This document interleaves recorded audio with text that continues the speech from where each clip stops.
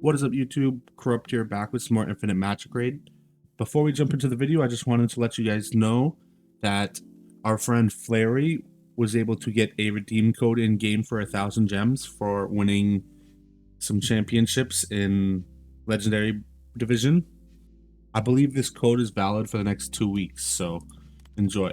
It's a great time to get 1,000 gems because we are currently saving for the anniversary event where a new LTE will be released. So every gem helps. The real reason for this video today is they released a new direct damage support for the Holy faction, which is named Blaze. So we're just going to talk about her real quick, what her use is and what she does, and if she is worth the pull. So let's just jump into it. Her basic attack is pretty simple. Just does percent damage of her max HP and then reduces the turn meter of the target up to 30%, so pretty much like space or focus. Her S2 is the big one. She increases all allies' turn meters by 10% and grants them Resolute 2 for 2 turns, which is 40% skill damage, and that is quite a lot and very useful in a cleave with like Jingle Bell, which we'll get into. Afterwards, she grants Ear of Wheat on the ally with the highest initial attack for 2 turns.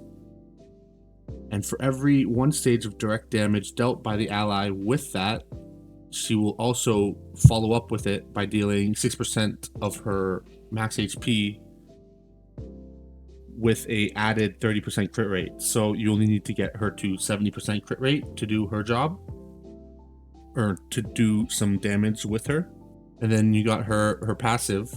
At the beginning of Blaze's turn, gains 1 layer of petal. When this is stacked to 4 layers, it removes all of them and then grants a protection on the ally with the highest initial attack, your main DPS, for 2 turns, which reduces the damage taken by 24%. And after that has been reduced, 70% of it will be shared by Blaze.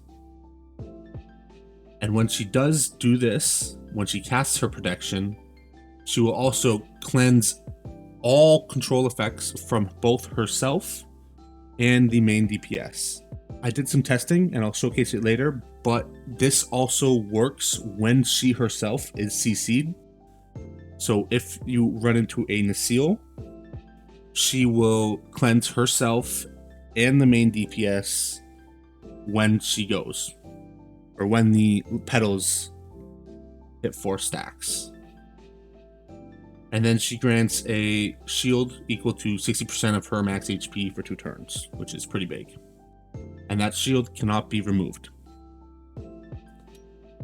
Her S4 deals 15% damage of her max HP with a 50% chance to stun for 1 turn. If she doesn't stun, she will refresh all the debuffs on the targets. But if she does inflict stun, it will not be able to be cleansed. They will be stunned regardless. If they have it or not, it can't be blocked, which is pretty big. And as for the exclusives, let me see here. I believe it is E2. That's the big one. Usually something this big would be on an E3, but luckily, I don't know if they've heard us, but the eye situation is pretty dire right now, so it's hard to come by some eyes. So having a hero that's usable E2 doesn't sound that big of a deal, but it is very helpful. So on her E1, the S2 also grants speed up 2 for 2 turns and reduces the cooldown of a random skill for your main DPS by 1 turn. However, the big part of this is that upon wave start, she will immediately gain 3 layers of petal She only needs 4, and she will also gain a layer for every stun she lands. Her E2 is the big one, as I said, and it makes it so that at the start of every wave, she has 30% turn meter already, so on par with Popper, so you could tune her right behind your Popper, and it makes your team a lot harder to cut because she does also boost TM. So alongside the turn meter, she also grants a crit damage up 2 on all allies, which I believe is 60%, which is massive for cleave, for a direct damage DPS. And then her E3 gives attack up 2, which is 40% attack on her S4. And at the beginning of each wave, she'll give 5 layers of vegetate. When the direct damage that she is partnered with goes and casts skills, it'll also add a layer. And when she reaches 10 layers, it'll remove them all and then pursue attack with her S4, which will also bring attack up. E4, E5, just simple 50 speed. Let's just jump into trial real quick and I'll show you what I believe will be a good team to go with her and how she will be used in PvP at least. So this is the team that I believe she will be best utilized in. Freud does not have to be here. You could either use Sun Wukong for more protection on your Jingle Bell for like Atkins and whatnot. You could use Ronai to bump up your Popper and go first. Or Lydia, which is the attack up for this team. The only reason Freud is here out of all those is because he offers the attack up on the wave start, like Lydia does, while also giving ally protect for the Jingle Bell and doing some minor healing and shielding. So it's kind of the best of both worlds between Sun Wukong and Lydia. And then I'll showcase her at E1 and then E2 and E3 respectively. And we will be going up against a classic arena team. When you hit Masters or above, this is pretty much what you'll be seeing at the top of the ladder.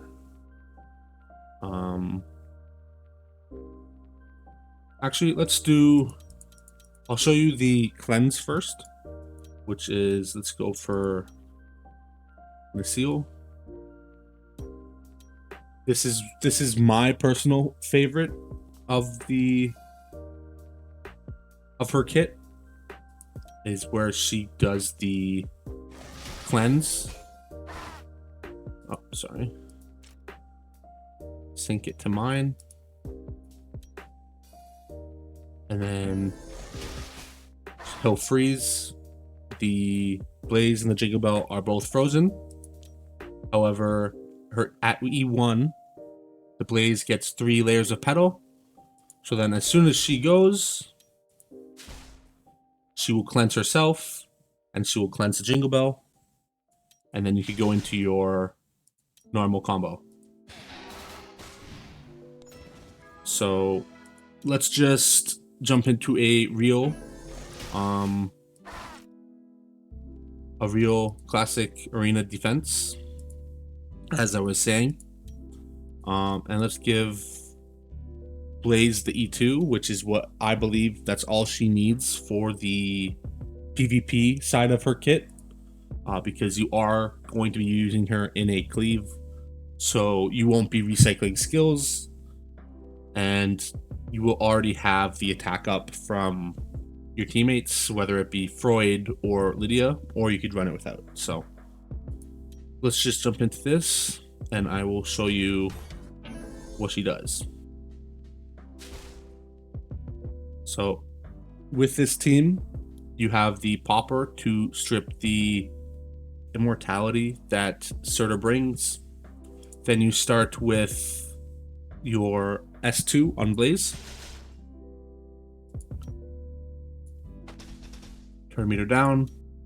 And because of her cleanse, Jingle Bell should always be, or not always, you can get cut, but it makes it so that Jingle Bell can usually receive the red egg instead of the blue egg, which I think is the biggest part of this kit. So then by the time that Jingle Bell goes, Jingle Bell will have skill damage 40, speed 40, crit damage by 60, and attack by 40. So you get all three of these major buffs: skill damage, crit damage, and attack on your direct damage nuker. Then you go, and with the tankiest team in the game, it'll handle it quite easily. Keep in mind, this is no echoes, blessings, or auras. However, all of these stats were synced with mine, and I am a average top 10 arena account for the middle zones. Yes, they are LTEs. No, it is not a free-to-play team. However, at this point of the game, majority of the people playing will have these LTEs. So I believe Blaze will be a massive pickup for a GVG team, which will allow you to move your Lydia or move your Sun Wukong to another team and allow your direct damage team to more easily get through a starter team.